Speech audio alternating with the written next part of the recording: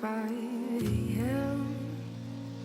I've watched the sun fall and come back up again. Ain't slept for weeks. I hear the clocks ticking and no one sore eyes wanna take in the sight of me. I'm breathing, but my lungs taking no air. I'm touching, but I don't feel what's there. I think I'm alive. Good morning. Welcome, everybody. Welcome to our 6th service of the Elila Ministry, where our faith is rooted in God, our divine creator. I am minister, teacher, student, servant, Andrea Grace.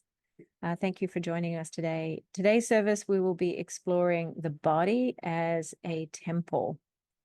But first, let's begin with our prayer. And this prayer is specifically for the body and for healing the body.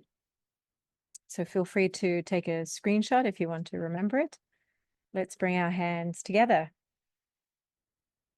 Prayer for the physical body. Heavenly Creator, hear my prayer. Thank you for this wonderful physical body that helps me do your work and fulfill my divine purpose.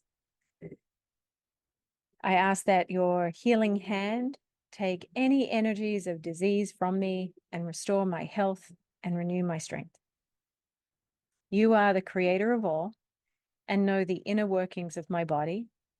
I know you are the great physician and can do more than I could ever ask or imagine, and that you hold the perfection of all that I am intact in your mind and can restore it to me.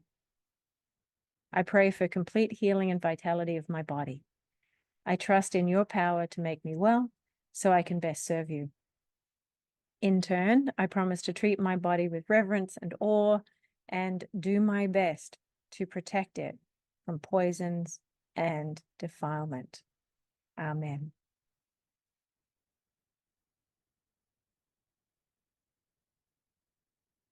And now let's bring to mind our mission. The Elila Ministry mission is to provide a safe and supportive space for individuals seeking holistic healing and spiritual guidance grounded in our faith in God. We believe that true healing comes from a connection to the divine and the recognition of the inherent divinity within each individual. We seek to honor the body, mind, and spirit connection through natural healing methods aligned with God's design for the human body. We strive to empower individuals who take an active role in their own healing process by providing guidance and support that's rooted in spiritual principles, and we aim to create an environment that fosters compassion, connection, and growth. Through our work, we hope to inspire others to deepen their faith in God and to discover the transformative power of spiritual healing. And so I wanted to share a sweet little story about my dad. In 2018, my dad was diagnosed with Alzheimer's, and he and I had a conversation, a video conversation. He was in Australia, I was here. And in that conversation, he shared with me a couple of things. But one of the things that he shared was that when he was in his mid-20s, he noticed that when he was out in nature, his consciousness would spontaneously shift, and he realized he was in his body and that he had the ability to be able to check out part by part the organs and to see how they were doing. He said, for example, I would go into the lungs and look around and make sure everything was all right. Yes, everything's all right. So then I'd leave the lungs and I'd go up into the brain and see how the brain was doing.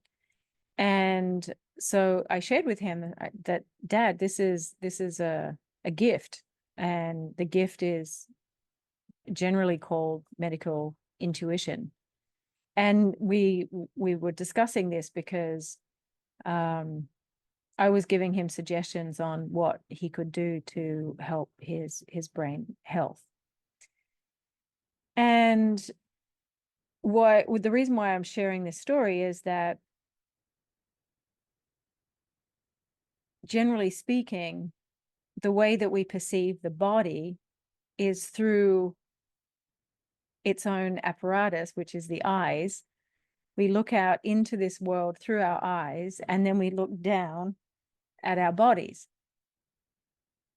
And then we have this experiential relationship with the body, where we feel what it is to inhabit this body, to be in this body. And so we can feel it from the inside out, right? So we feel the emotions, we feel the aches and the pains, the pressures, the tickles, and all the various feeling states of the body in its physical form, and then the feeling states, the emotional states, through the biochemistry of the emotional system, which is really miraculous and amazing.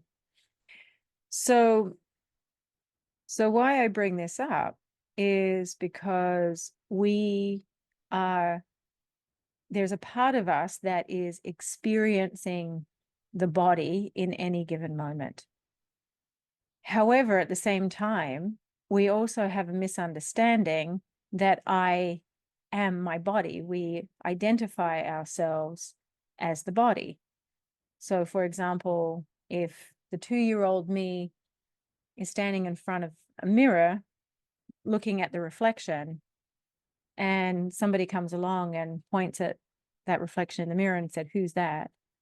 And my 2-year-old self might say, "Oh, that's me," and will point to herself, point to this, right? And if we fast forward some years, and let's put the 12-year-old self in front of that mirror, and somebody comes along and points to the reflection and says, "Who's that?" And you would say, "That's me." And let's fast forward again, 22 years old, standing in front of the mirror. "That's me." And then we can keep going. 32, 42, 52, 82, 102, until the body is no more. And so all along we have misidentified the body as me. And it's understandable, and it's incorrect.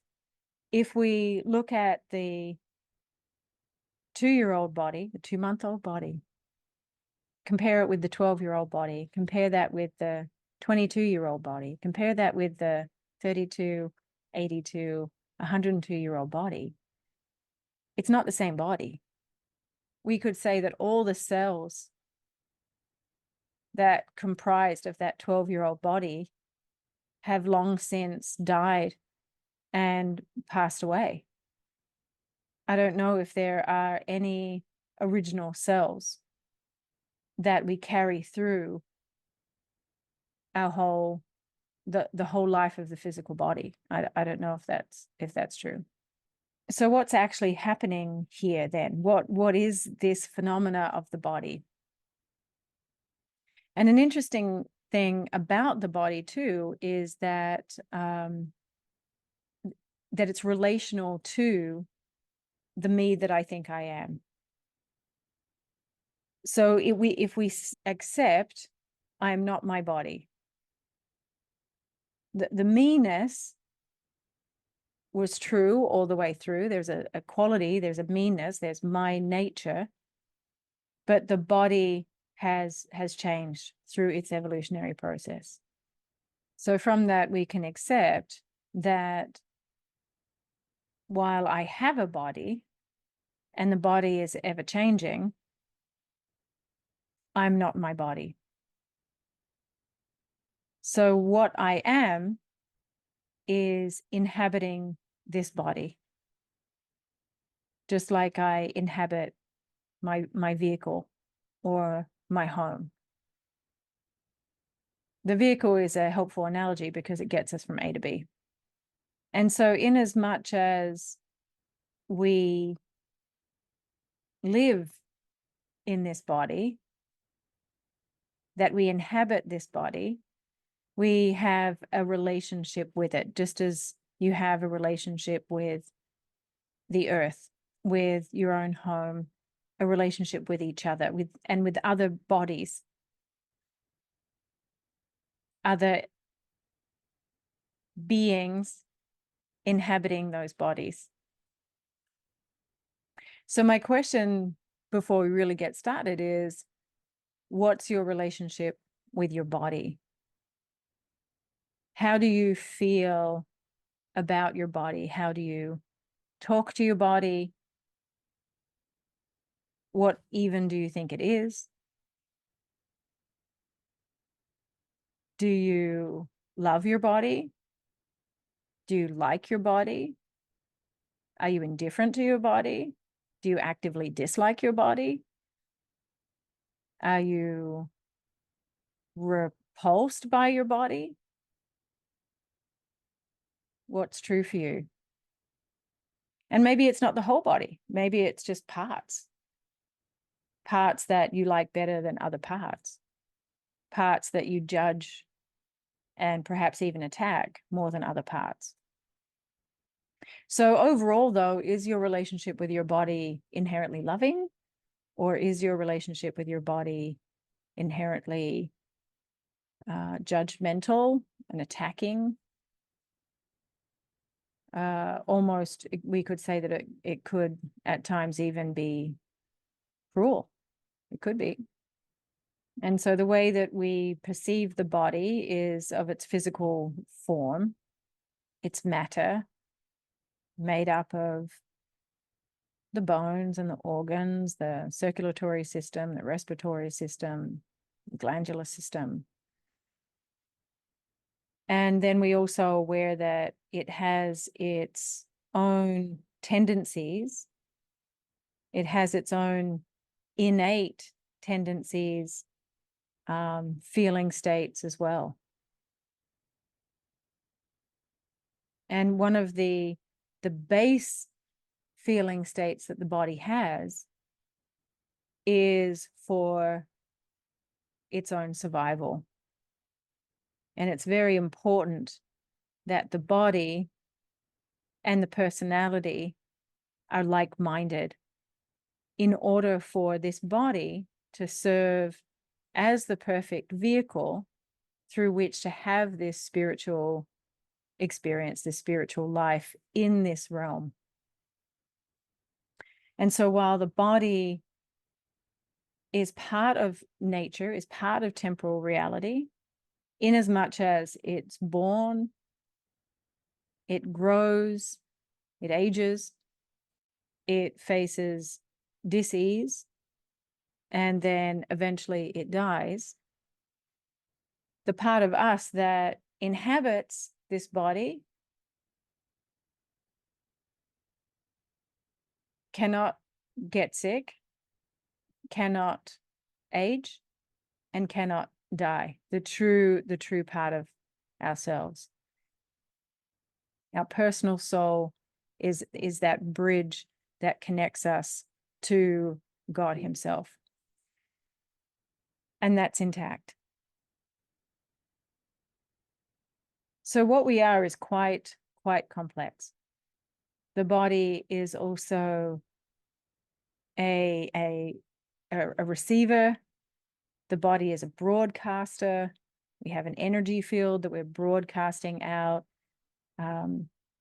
It's not too esoteric, because we know that's true when we talk about vibes, right? We walk into a room and we can feel the mood of the other person. We can already tell that they're in a good mood or they're in a bad mood because of the vibes in the room. So we broadcast our vibes, our subtle attitudes, and emotional states. We're also an amplifier. Some more than others have the capacity to amplify. And sometimes we, because we are receivers as well, sometimes we might be receiving other people's stuff, and think innocently that it's our own. For example, if I'm working on somebody doing energy and light touch work, I might notice that I suddenly have a headache. And I might ask, so do you happen to have a headache? Yes, how did you know? Because I am feeling that headache. We're not taught to practice discernment around what it is that we're picking up, thoughts and feelings.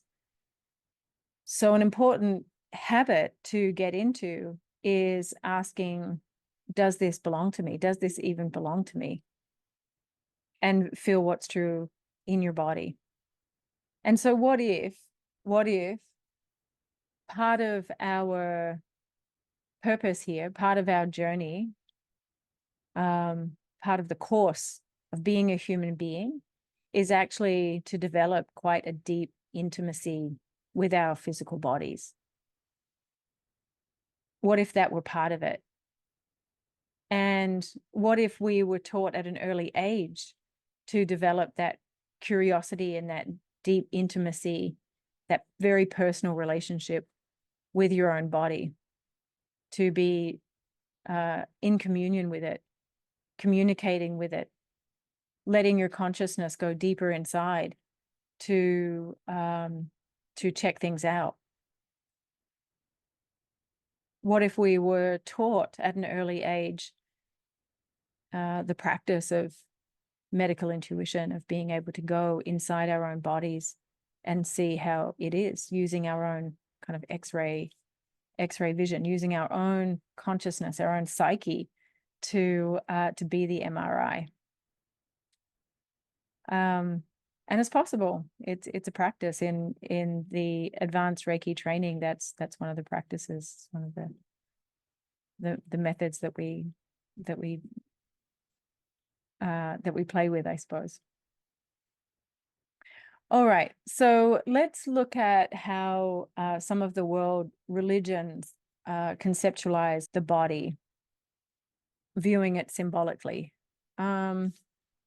Perhaps I'll start with Taoism, seeing as I introduced you to the Tao Te Ching. I'll just bring up this picture. And the masters would go exploring through each of the levels. Even the landscape included temples, and they would go into the temples, eventually moving their way up to meet and reach their highest, wisest nature, their God nature. So the Taoists consider that the body is a microcosm as a landscape to the macrocosm, which is this planet and the universe. Chuang Tzu, who was not Lao Tzu, who wrote the Tao Te Ching, but another Taoist, said this: the bodily shape was the body, preserving in it the spirit, and each had its peculiar manifestation, which we call its nature. So what he's saying is that the shape, the body, is the container. The purpose of it is to preserve in it, to hold in it the spirit. And then each has its particular manifestation, which we call its nature, right? Because a cat has its nature, whereas a dog has its nature. It's identifiable, right? It's observable. And similarly, in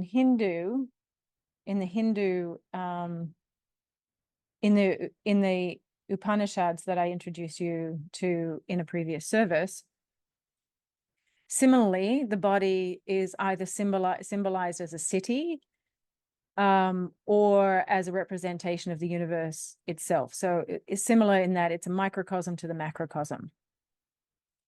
And that the self, as the master, the master of this life as self is that their task is to navigate this life by being part of nature, by experiencing the birth, natural dis-ease, aging, and death. And so let's just pause a second and look at disease. So one thing that the Eastern traditions, spiritual traditions, take into consideration is disease. And it's a completely different mindset to the Western view of when things go wrong in the body. The Western mind, the approach is to fix the part that appears to be broken and has difficulty, it may be improving, but overall has difficulty seeing it within the greater context. And we can see that because we have practitioners, physicians who are very specialized. And the more specialized you become, the more detached you are from the whole picture. Whereas the Eastern traditions, including the ones that I'm practicing, consider the whole landscape. And so I feel that in that way, the way that they symbolize, the way that the body is symbolized as a landscape and as a whole environment is actually helpful. In addition, it includes all of the elements. It includes the wood, we're carbon-based. It includes the minerals, the metals, and it includes the fire energy, the water energy, and of course the ether, right, of air. And so interestingly, also in Hinduism, there is this connection between the human body and temples.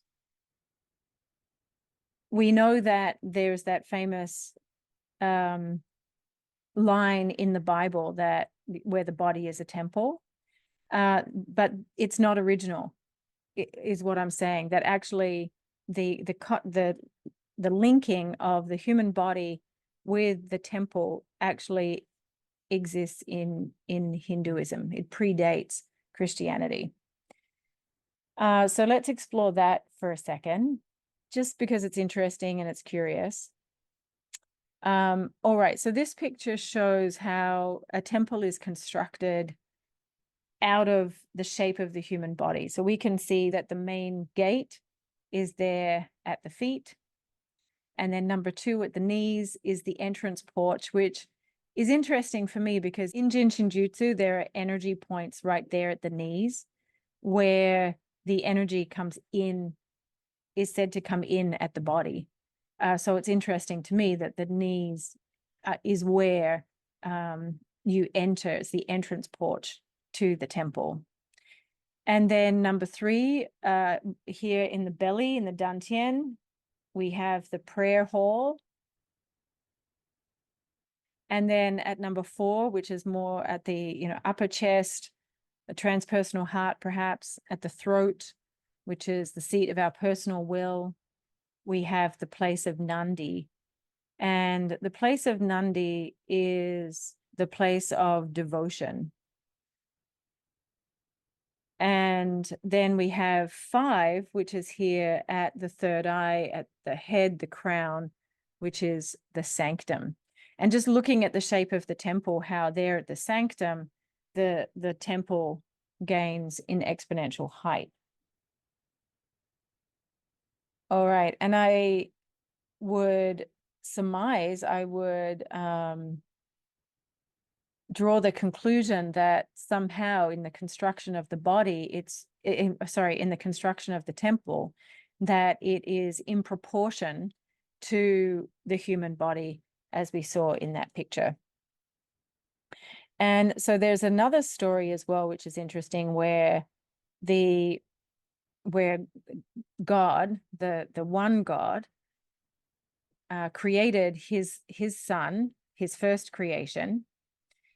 And that being became very, very big because this being started to want to consume everything. And so they had to constrain this being. And the way that they constrained him was by pinning him down on face down on the floor, and then saying that you will become the foundation of the temple, upon which and through which people will come and worship. It's called the Vastu Purusha Mandala, and basically it's the foundational design of the temple square. And this is the being held down on the temple floor. Here's another picture, and one writer had this to say about it. The Vastu Purusha Mandala represents the manifest form of the cosmic being, upon which the temple is built and in whom the temple rests. The temple is situated in him, comes from him, and is a manifestation of him. The Vastu Purusha Mandala is both the body of the cosmic being and a bodily device by which those who have the requisite knowledge attain the best results in temple building. And what she means by that is in temple construction, in architecture and construction. Interesting, isn't it? All right, and so then let's have a look at Judaism. The biblical and rabbinic traditions maintain that our bodies reflect God's image and therefore command respectful maintenance. In addition, our bodies are not our property, but God's. We use them as the tenants and stewards of God's possessions, but ultimately our bodies must be returned well tended to their original owner, which is what happens when the body dies and becomes part of the natural world once again. So what's interesting here is that our bodies are not ours, that they are a gift that has been bestowed to us ultimately for us to fulfill our divine purpose here, to do God's work here through this form. Our bodies must be well tended.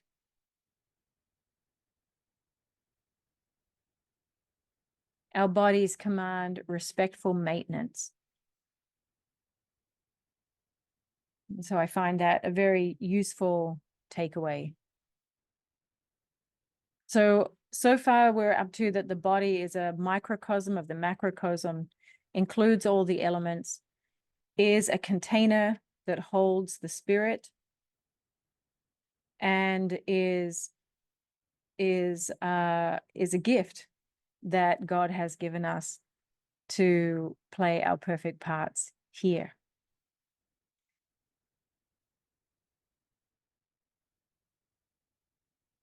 All right, so now let's look at the body from the Christian perspective. We find the making of the body in Psalm 139 and its relationship to God. So this is a Psalm of David, and he says, "Where shall I go from your spirit? Or where shall I flee from your presence? If I ascend up into heaven, you're there. If I make my bed in Sheol, behold, you're there.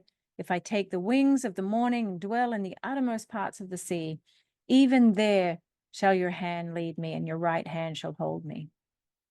If I say, surely the darkness shall cover me, even the night shall be light about me. Yea, the darkness hides not from you. but the night shines as the day. The darkness and the light are both alike to you. So everything is God. God is all. For you have formed my inward parts. You have covered me in my mother's womb. I'll praise you, for I am fearfully and wonderfully made. Marvelous are your works, and that my soul knows right well. My frame was not hid from you when I was made in secret and skillfully wrought in the lowest parts of the earth. Your eyes did see my substance, being yet unformed, and in your book they were all written, the days fashioned for me, when as yet there were none of them. So the whole life, again, is contained within God's mind. And that word fearfully, I would offer that it's reverently,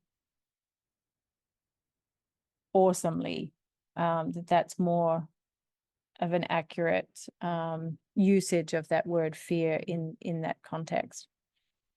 All right, and then we have John 2, where Jesus is in the temple. It's that famous scene where he goes in and he sees the merchants doing their work. He doesn't like it. He upturns the tables. Right, we know that scene. So here we are, 13. And the Jews' Passover was at hand, and Jesus went up to Jerusalem and found in the temple those that sold oxen and sheep and doves and the changers of money sitting. And when he had made a scourge of small cords, he drove them all out of the temple, and the sheep and the oxen, and poured out the changers' money, and overthrew the tables. And he said unto them that sold doves, take these things hence, make not my Father's house a house of merchandise. And his disciples remembered that it was written, the zeal of thine house hath eaten me up. Then answered the Jews and said unto him, what sign showest thou unto us, seeing that thou dost these things? And Jesus answered and said unto them, destroy this temple, and in 3 days I'll raise it up. Then said the Jews, 46 years was this temple in building, and wilt thou rear it up in 3 days? But he spake of the temple of his body.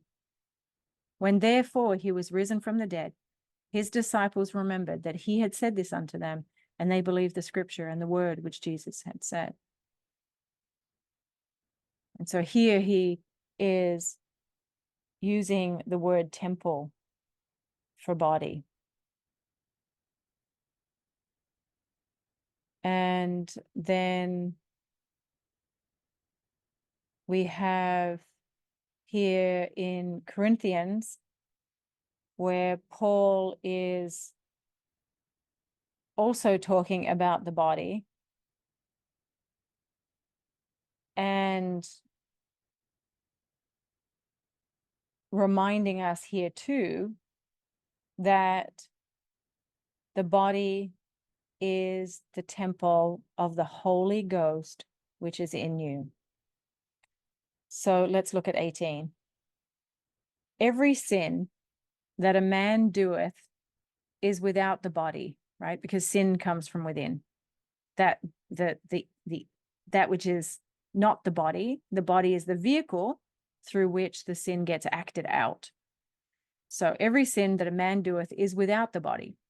But he that committeth fornication sinneth against his own body, because now the body has been used in an unholy way. What? Know ye not that your body is the temple of the Holy Ghost, which is in you, which ye have of God, and ye are not your own? For ye are bought with a price. Therefore glorify God in your body and in your spirit, which are God's. And this is, again, reflecting what the rabbinical teachings also state, that the body is not ours, it's a gift. And as a gift, as such, it's not something to be taken for granted, treated with contempt or disrespect, but rather it should be taken care of as you would with somebody else's belongings?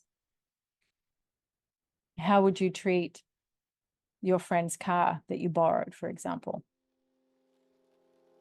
All right, let's take a break here. I think it's the perfect time to pass the basket. And again, I'm so grateful for everyone's support, for those of you who supported, who contributed to last week's service. I'm so grateful for that. Thank you. And the contributions can be made by check. You can make them out to the Elila Ministry. Checks can be sent to 430 Springfield Avenue, Suite 209 in Berkeley Heights, New Jersey, and the zip code is 07922. And if you prefer, you can use Zelle. That's using the number, and the name is Elila Ministry. And you can also make a contribution through the PayPal QR code there. Thank you again. All right, so let's have a little music break, and I will be right back.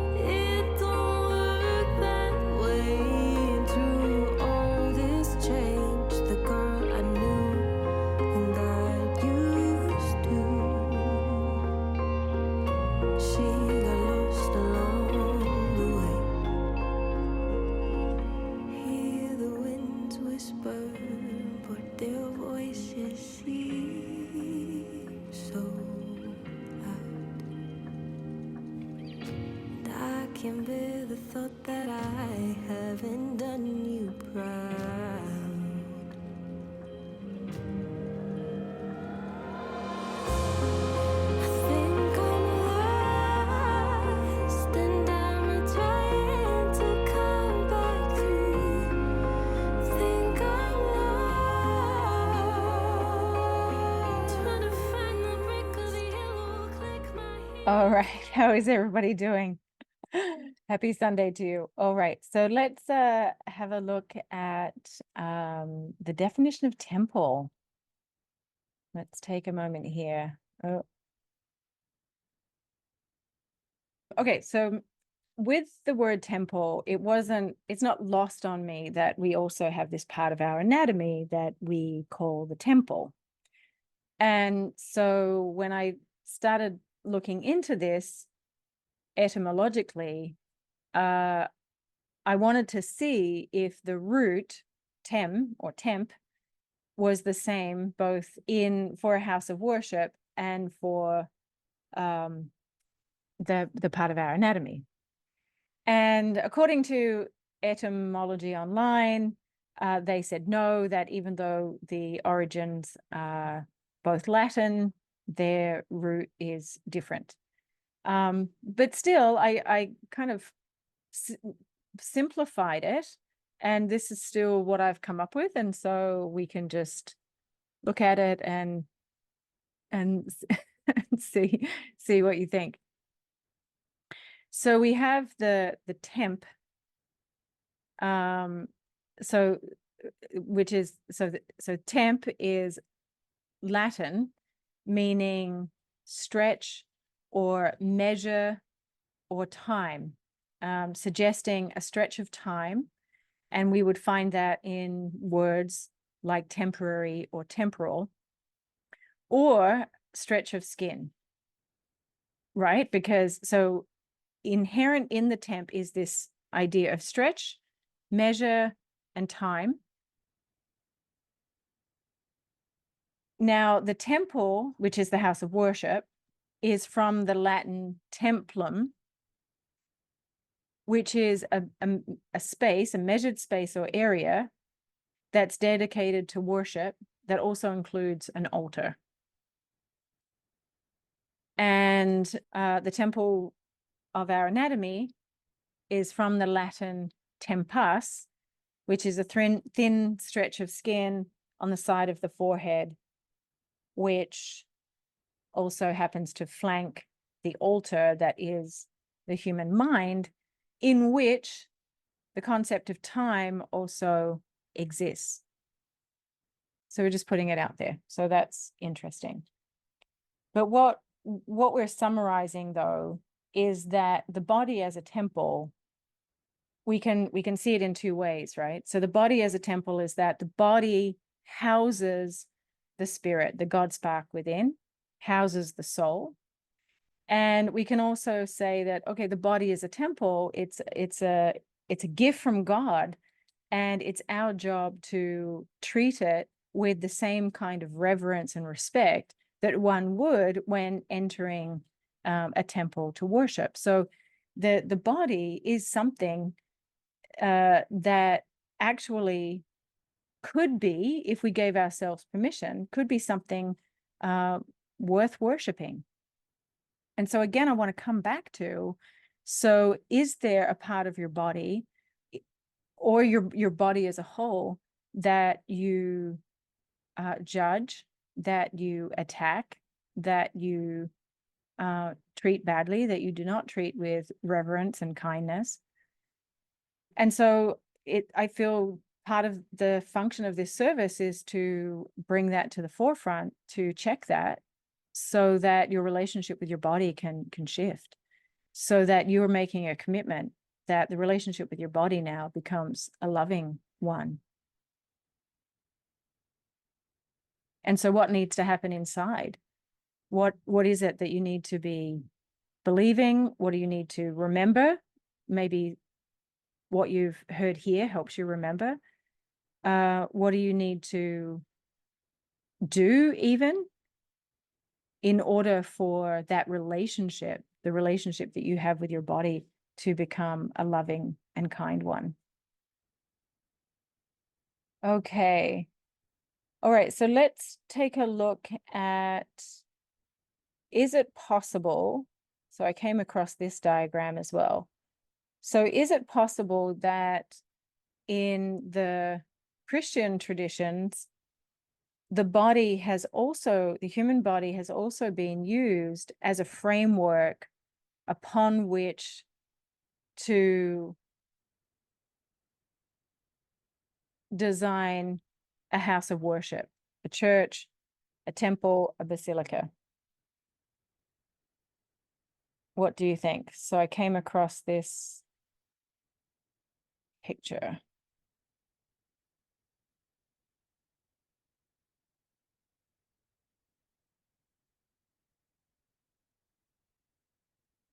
The first one is depicting Solomon's temple, that the proportions are relative to the human body. You can see the sacred geometry, the circles, the intersecting lines right there at the solar plexus. The altar is there at the head. We can also look at this other picture, which is St. John the Divine Cathedral. And finally, Amiens Cathedral. And this picture also includes the chakra system in there. So that's beyond, the chakra system is beyond the scope of our service today. But anyway, it's just interesting. It's interesting to consider how the houses of worship, the architecture, is actually built proportionally relative to the human form, the human body. Interesting to consider. All right, so from here, let's just explore now the paradox of what it is to be a human being in the body, in the manifested form. So what this is, this experience is is a mortal experience. It's a temporal experience. The body is born, it ages, it experiences disease, and then it passes on. That's what being part of nature, that's what happens here. Things are born, They live a life and then they pass on. Nothing is here to stay. And yet, what we're discovering, what we know to be true, is that there is an indwelling spirit within us. So the mortal life, as it is, holds an indwelling spirit within it that in and of itself is actually the mortal, the immortal is contained within the immortal, which is God. The next paradox, so then man is part of the natural world, part of nature, is influenced by nature, and yet at the same time transcends nature through his spiritual nature. Through the spiritual nature transcends physical nature. We also know through direct experience that man is subservient to nature because we have to prepare ourselves. We have to protect ourselves from the elements, from the cold, from the heat, from the rain, the storms, thunder and lightning, and so on, the snow. And yet, spiritually, we're triumphant over nature and over temporal reality as a whole through the soul.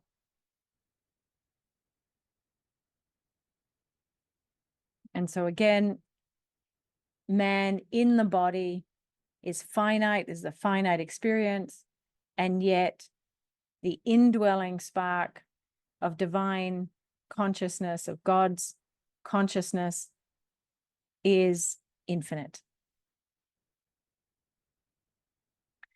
Now, I wanted to talk about this a little bit more because this actually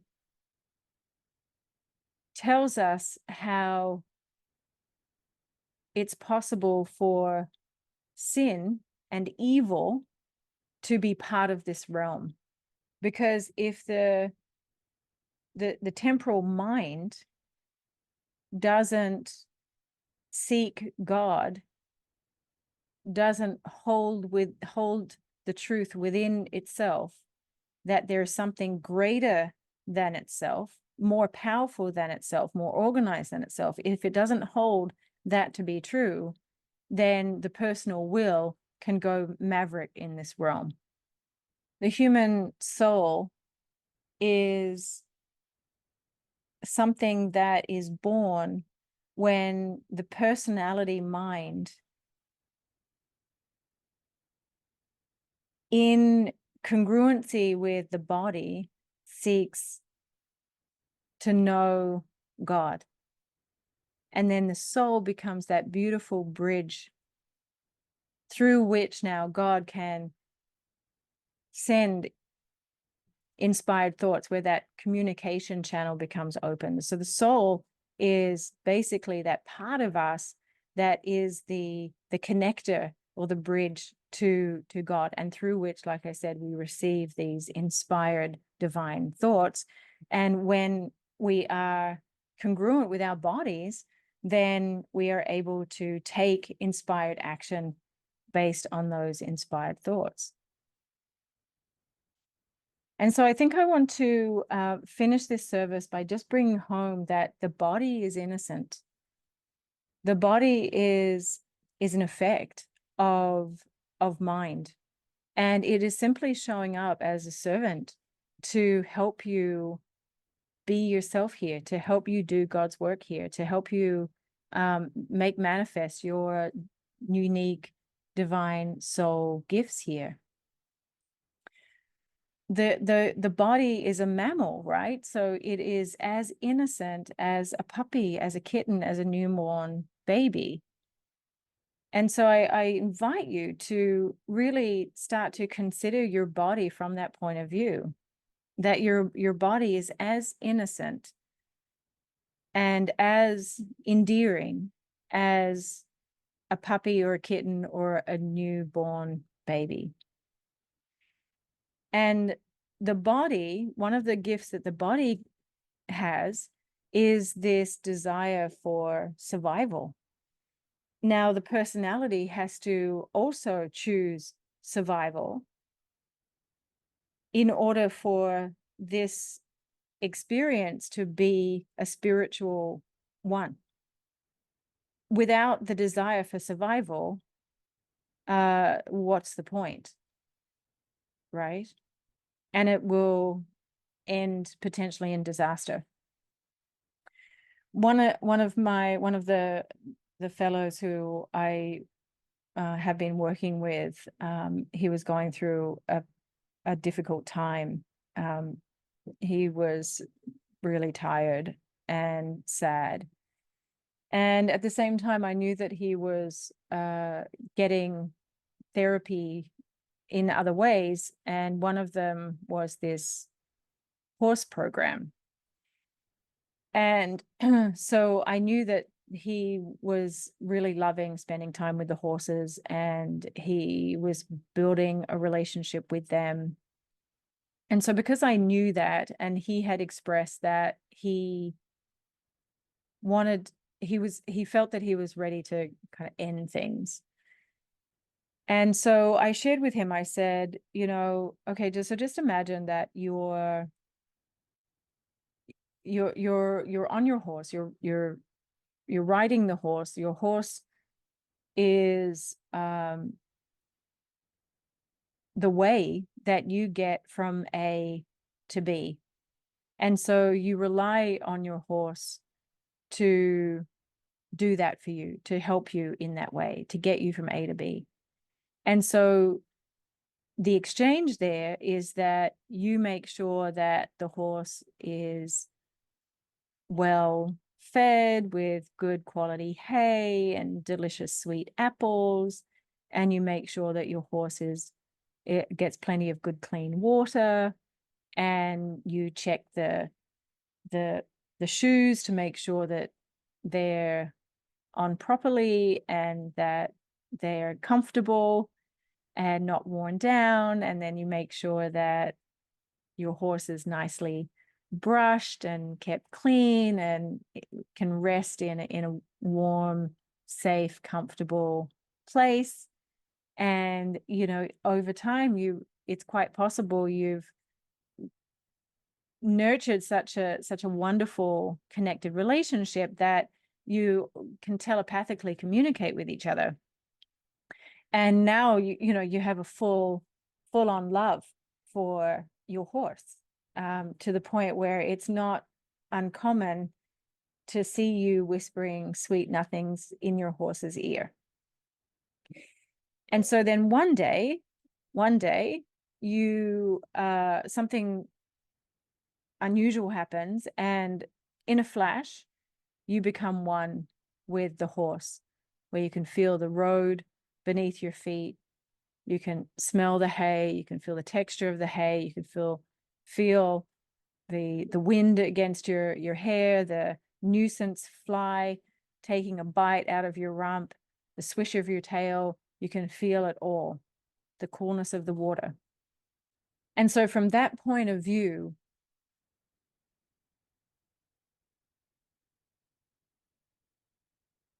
in what storyline, in what reality would any heart, any soul, any human personality find it okay to put a gun to that horse's head? You wouldn't, you can't. Your heart breaks at the thought of it, doesn't it?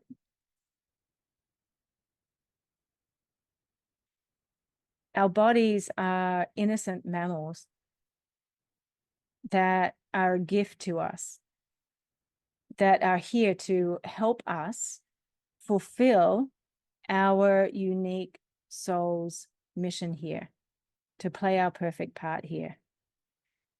Part of our job is to learn how to communicate with the body, to be able to listen when the body is speaking. The body is speaking when there is a pain, when there is a discomfort, when things go wrong, which in the Eastern healing arts that I practice, we would call that a project, when you have a project to work on. We use the word project because projects are fun. And there are many ways to work on a project, many approaches. for a project. There's not just one answer, not just one solution. Finally, we have our hands. These amazing hands are healing tools. The breath is medicine. Our hands are medicine. So we can just simply be still if the body is communicating to us through a pain or a discomfort or a pressure. We can simply, gently, with a loving intent, go ahead and lay our hands on that area. Breathe into it. Use the gift of our imagination to see that part happy and whole and vital and strong. You can go in, you can ask, you can use telepathy, you can ask your body, what is it? What do you need to ask first? How are you? How are you doing? Listen for the answer. And then ask, what do you need? What do you need to be strong, to be happy? And ask, how can I help you with that? And see yourself helping your body with that. It might be a certain kind of movement. It might be an addition of a certain kind of food. It might be taking out a certain kind of food. It might be adding a certain kind of beverage or taking out a certain kind of beverage. So take some time, let the body be your house of worship, where you go in and meet yourself. We can find God through the body by simply being still. All right, so I think that's perfect. So to that, I would like to invite you to the one-day meditation retreat that is on Sunday, June the 2nd. It's coming up quickly, and give yourself this time. The retreat is called Calm Body, Quiet Mind. And so we'll be spending the day just coming home to practice living and being still in the temple of our own bodies. And then also, if you are not local, then please join me for any of my online classes. The meditation class, which I highly recommend, it's just an hour, is on the 3rd Tuesday of the month at 7 p.m. Eastern. And then the meditation and natural healing self-help class is on the 4th Monday of the month, also at 7 p.m. Eastern. And that's when I'll teach you certain kind of protocols. The last class, we did a spring cleanse. And so you'll come away with it, knowing how to treat your body with loving kindness. Also remember that I work with folks one-on-one. I can do that remotely or here in person. And so if you feel like you need some assistance, please reach out. And I look forward to working with you. All right, wonderful. So everybody have a wonderful rest of your Sunday, and I look forward to seeing you next time. All right, bye. She got lost alone. She got lost alone.